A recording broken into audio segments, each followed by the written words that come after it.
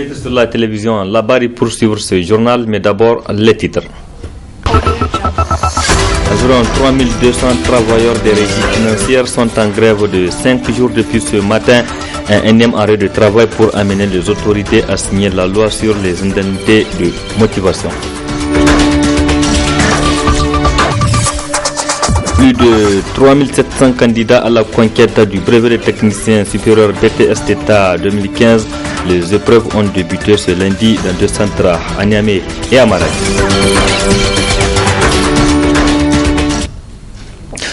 Lundi 20 juillet 2015, mesdames et messieurs, bonsoir et bienvenue à tous. Les groupes parlementaires de l'opposition ARN et Lumana étaient en conclave ce matin au siège du MNST Nassara. Il s'agissait pour les députés nationaux de l'opposition de se pencher sur l'une des décisions du dernier conseil des ministres qui a évoqué la requête au fin de la levée de l'immunité parlementaire d'un de leurs, au terme de leur rencontre, les élus nationaux de l'opposition ont rendu publique une déclaration que nous résume Adam Soumana. Cette sortie médiatique de l'opposition parlementaire constitue une réponse du berger à la bergère, car visant la requête au fin de la levée de l'immunité parlementaire du président du groupe parlementaire Lumana, l'honorable Seydou Bakary. Une décision relative, selon le gouvernement, à la gestion de la cellule crise alimentaire remontant en 2005, mais les députés de l'ARN et de Lumana regroupés voient l'examen et l'adoption de cette requête par le gouvernement d'un autre œil. En vérité, cette fausse affaire est révélatrice de la hargne du pouvoir en place contre les leaders de l'opposition, les citoyens, les syndicats, les médias indépendants et les organisations de la société civile opposées à la pensée unique du régime. Après avoir contraint à l'exil son Excellence Hamamadou, président de l'Oman Africa, en violation flagrante de toute procédure légale, un bureau de l'Assemblée constitué exclusivement de députés de la majorité, le président Issoufou Mamadou, dans sa propension au règlement de compte, a choisi de s'en prendre à notre collègue Seydou Bakary, président du groupe parlementaire du même parti, s'affranchissant de toute éthique et de toute morale, avec une insouciance et une désinvolture déconcertante qui frise l'irresponsabilité. Le président Issoufou Mamadou met en péril l'unité nationale et la cohésion sociale. Occasion pour ces deux groupes parlementaires de rappeler à l'opinion publique des requêtes de levée d'immunité parlementaire de certains membres de la mouvance présidentielle restés jusque-là lettre morte. L'affaire du ministre de la Jeunesse, dont la demande de mise à la disposition de la justice régulièrement introduite par le juge en charge du dossier, a été refusée par le gouvernement. La requête de levée de l'immunité parlementaire d'un député du PNDS pour faux diplôme, adoptée en conseil des ministres, mais restée sans suite. La demande de mise à la disposition de la justice du ministre de l'Intérieur par le syndicat unique des magistrats du Niger, Saman, également restée lettre morte. Le comble de l'impunité est symbolisé par l'affaire des ministres Kalla Ankouro et Oumoudou Mahamadou, respectivement, ancien ministre de l'équipement et ancien ministre des Finances, reconnus par le Conseil constitutionnel de transition coupable de la violation des dispositions de l'article 52 de la Constitution qui interdit l'accès au marché public à certaines personnalités. Face à cette situation, les députés de l'opposition parlementaire n'entendent pas rester les bras croisés et dénonçons les comportements irresponsables du pouvoir en place qui font peser des menaces graves sur le cadre démocratique. Mettons en garde le bureau de l'Assemblée nationale contre toute procédure biaisée, dirigée de l'extérieur de l'hémicycle et en tout point non conforme à notre loi fondamentale et notre règlement intérieur. Réitérons notre ferme refus de cautionner les dérives autoritaires des régimes en déperdition. Condamnons énergiquement toute exploitation du pouvoir d'État à des fins personnelles et de règlement de compte. Rappelons que la justice dite dans le respect de la loi est le dernier rempart contre l'arbitraire et constitue un gage de paix sociale. Condamnons et refusons toute justice sélective et ciblée. Demandons au corps judiciaire, dernier rempart de la démocratie et de l'état de droit, de résister et de s'opposer à toute instrumentalisation et manipulation politicienne. Soutenons la récusation de la Cour constitutionnelle par les partis politiques membres de l'ARDR. Tenons le président Issoufou Mamadou devant l'histoire comme seul et unique responsable des conséquences graves qui pourront découler des actes liberticides de son pouvoir. Prenons à témoin l'opinion nationale et internationale quant au péril grave que fait peser le président Issoufou Mamadou sur l'unité nationale, la paix et la cohésion sociale. À quelques mois des élections générales dans le pays, il urge que la classe politique tout entière fasse preuve de hauteur d'esprit et éviter aux paisibles citoyens nigériens des épreuves regrettables. Je l'annonçais dans les titres, les services de régie financière paralysés depuis ce lundi. 3 syndicats de ce secteur, à savoir le syndicat national des agents du Trésor SNAT, le syndicat des agents de finances SNAFA et celui des employés des finances SINATEF sont en grève de 5 jours. Ils exigent la signature de la loi portant un régime de motivation des agents. Les services étaient déserts ce matin selon le constat de nos reporters Soleiman Mouni Barma et Soumaïla Abdoulaye.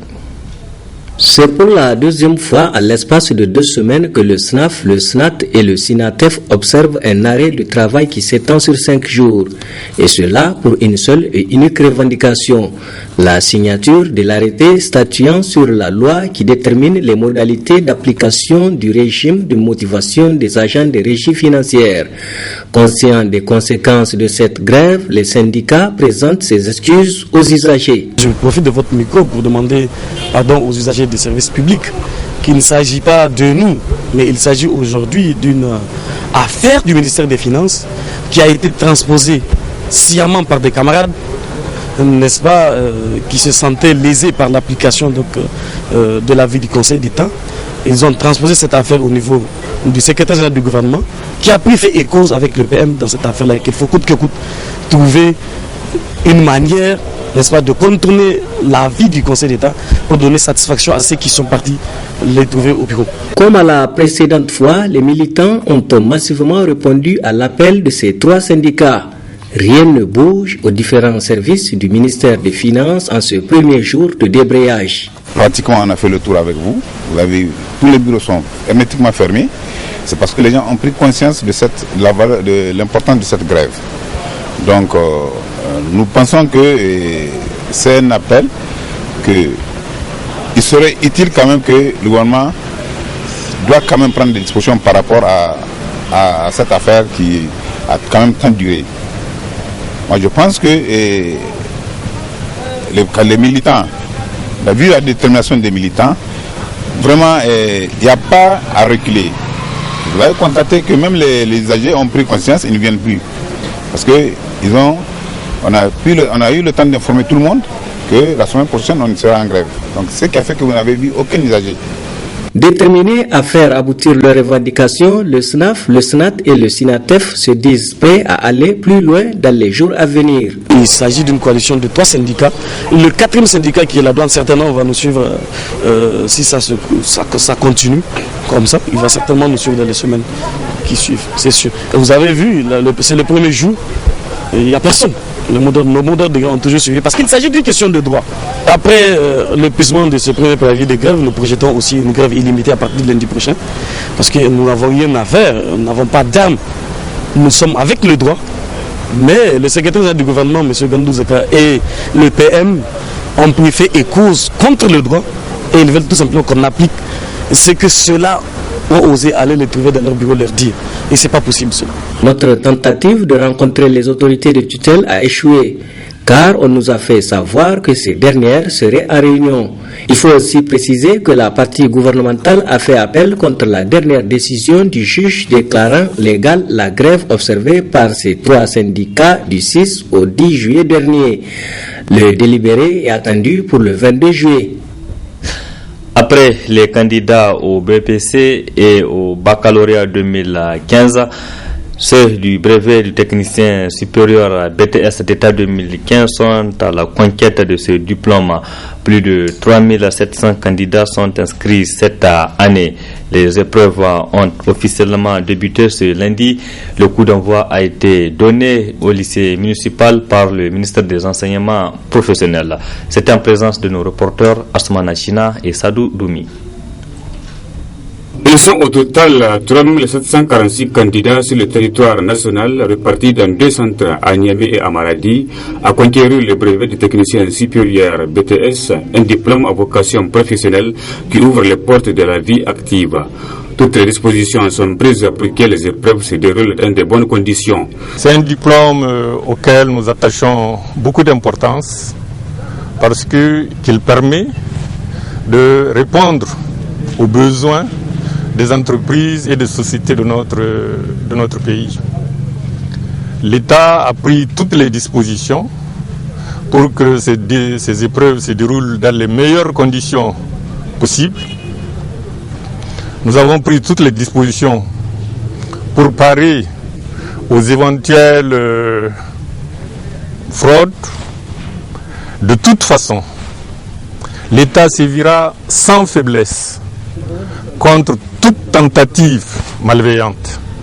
Je tiens à le dire et à le répéter, aussi bien aux élèves, à leurs parents, qu'aux enseignants et aux correcteurs. Ce qui fait la crédibilité d'un diplôme, c'est les conditions dans lesquelles il se passe et dans des conditions donc de transparence et d'honnêteté. Occasion pour le ministre des Enseignements professionnels d'inviter les promoteurs des écoles professionnelles à ouvrir plus de filières. Nous avons une proportion importante dans les filières techniques. Ce que nous souhaitons, c'est qu'à l'avenir, il y ait encore plus d'élèves dans les filières techniques et industrielles. Et là, j'appelle les promoteurs privés qui ont des écoles privées d'enseignement supérieur. Il faudrait qu'ils mettent l'accent sur l'ouverture des filières industrielles. Au niveau du ministère des enseignements techniques et professionnels, nous avons, grâce à l'appui de la coopération luxembourgeoise, un fonds d'appui aux écoles privées qui fait plus d'1 milliard de francs CFA pour appuyer les écoles qui ont des filières techniques et industrielles. Des écoles privées qui ont des filières techniques et industrielles. Donc je les encourage, je les incite, en tout cas je les appelle à ouvrir des filières industrielles dans leurs écoles. Ces épreuves du BTS session 2015 dureront plus de 10 jours. Bonne chance à tous les candidats. Bonne chance, oui, à tous les candidats. Après Cotonou en mai 2011, Niamey a abrité ce lundi la 2e réunion du comité d'orientation du réseau des instances africaines de régulation de la communication RIARC. La cérémonie a été présidée par le président du Conseil supérieur de la communication CSC, également président en exercice de RIARC, Abdurrahman Ousmana. Le compte rendu de cette cérémonie avec Michel Dedi et Nasser Seydou.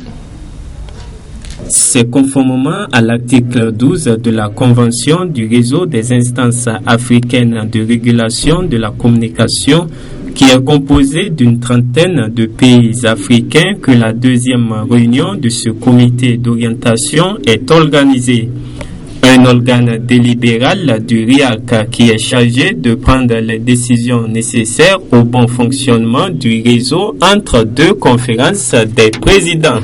En premier lieu, nous allons examiner et adopter le rapport des activités menées par la présidence en exercice du RIARC depuis la fin de la 7e conférence des instances africaines de régulation de la communication.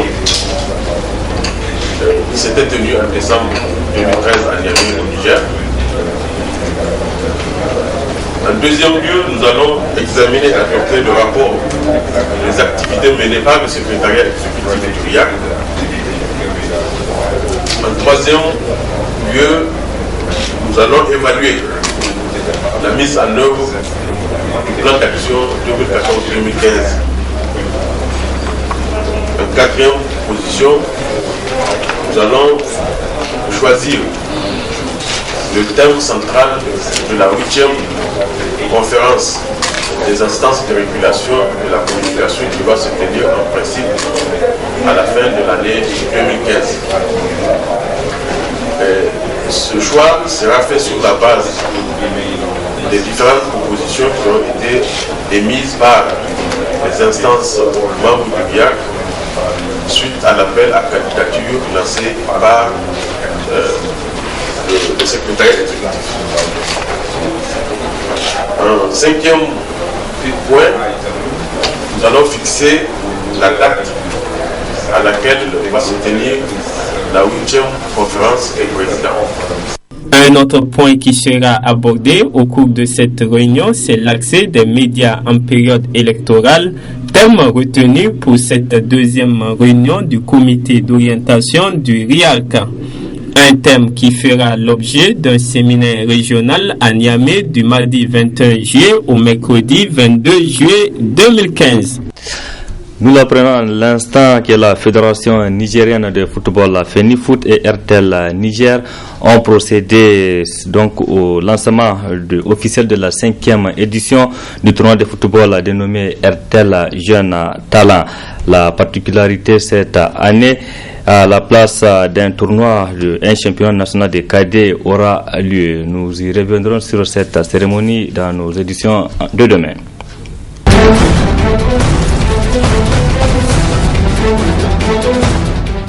Sur le continent, notez ce procès de l'ancien président du Tchad qui a débuté ce matin à Dakar au Sénégal.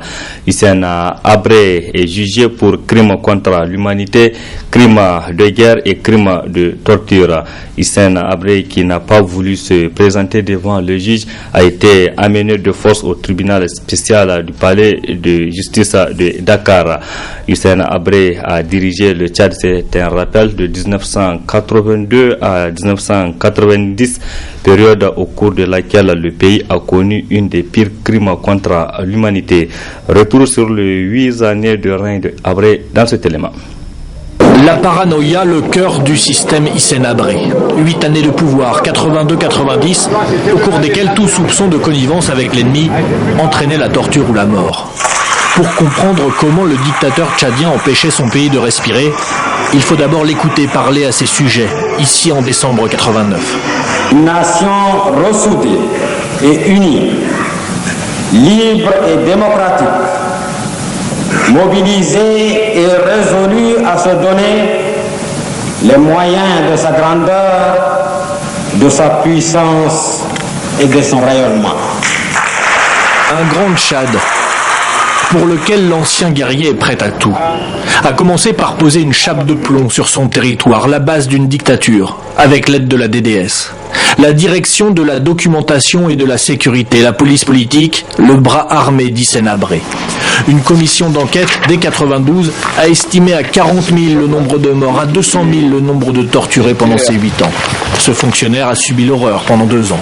Il y a des cas où on a attaché même des hommes avec le tuyau d'échappement à la bouche pour leur supprimer la vie en leur dégageant tous les gaz qui sortent du moteur. Et beaucoup de victimes comme lui sont passées par la piscine à N'Djamena, une ancienne piscine coloniale recouverte de béton, transformée en prison où chaque recoin sent la mort.